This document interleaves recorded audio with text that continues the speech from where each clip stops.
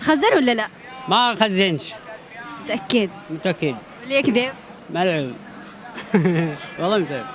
طيب إذا بطلوا القات أسبوع بتقدر ولا لا؟ ها؟ لا أنت مخزن كيف تقول لي؟ لا هذا من واحد اندالي بس اقرب كذا ولا ما خزنش.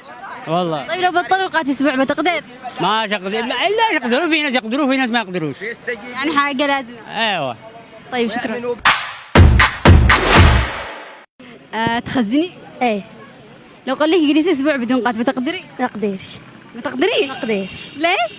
يا اختي مساكين زي المسمودين وهذا كان ما يقدرش اخزن يعني ضروري قات؟ ضروري قاد. طيب يعطيك العافية. يلا الله عافية. تخزن ولا لا؟ أخزن يا والله لما أدور، كل يوم ولا لا؟ يعني لا في بيس خزنا ما فيش بيس. طيب لو قالوا لك تجلس أسبوع بدون قات بتقدر؟ ها؟ لو قالوا لك اجلس أسبوع بدون قات بتقدر؟ أيوة إن شاء الله. من قد احكي الحقيقة. ما فيش بيس، أما لا أبو بيس مش أقدرش. مش تقدرش؟ إلى المقوات ثاني مش أصبرش خالص. يعني بس الإفلاس يخليك. لازم نسرع، أما الجيب فاضي خلاص وقفنا مش نعمل. طيب تمام شكرا. تخزن؟ اخزن. نعم. اعترف تخزن. ايوه اخزن واصل. لو قال لك اجلس اسبوع بدون قات بتقدر؟ لا قالوا اجلس بس نص يوم والله ما اقدر. لهذه الدرجة؟ من الصبح للظهر ما اقدر. ولو انتهى شجرة القات من اليمن؟ لو انت يعني لا ترجع نتلاطم بيننا يلا بالمشاريع. يعني ما يهديكم الا القات؟ ما يهدينا الا القات. طيب خزن؟ أيوة. لو قالوا لك اجلس اسبوع بدون قات بتقدر؟ مش أقدر. ليش؟ ها؟ متعودين خلاص متعودين نخزن واصل. يعني المتعودين ما يقدرش يجلسوا حتى يوم. أيوة. طيب شكرا. بسألك سؤال، تخزن؟ ايوه خزن. طيب لو قالوا لك اجلس اسبوع بدون قات، لو قالوا لك اجلس اسبوع بدون قات، مش اجلس بس اتعب شويه. ليش بتتعب شوية؟ ايش اللي بيحصل؟ باقي فتره من سبب الله ان انا متعود على القات وقالوا زي المدمن بالقات. يعني ما تقدرش تبطله. يعني تبطيل. اعترف ما تقدرش تبطله. ما اقدرش ابطله والله لا اكل علف. طيب شكرا.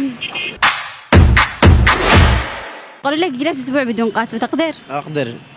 ابطل احيانا. الحمد لله، يعني في ناس يقدروا.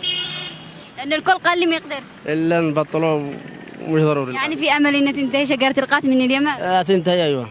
عادي راضي؟ راضي يجثي من على وجه الارض. خلاص. وليش تخزن طيب؟ هكذا مثل الناس. مثل الناس يعني. طيب شكرا. تجلس اسبوع بدون قات بتقدر؟ أجلس سنتين الدهر كله. متأكد؟ متأكد. الحمد لله في امل. العفو. أفعل شوية القات وهو مشاكل اليمن بتحت رأسه. طيب ده مشاكل من تحت راسه، ليش تخزن؟ ليش تخزن؟ صراحة ليش تخزن؟ ضد القات إن الدنيا بخير. ليش تخزن إذا أنت كذا مانع له؟ بس احنا معي الوالد مولعي وانا ما اقدرش اقطعه من تحت راسي والله. خلي الولد يخزن، انت ليش بس انا اسرح اجري وعشان اخزن له مسبة افعل لي ثنتين واجيب له والله. هذا يعني انت تقريب عاد القات. هذا من جد والله. طيب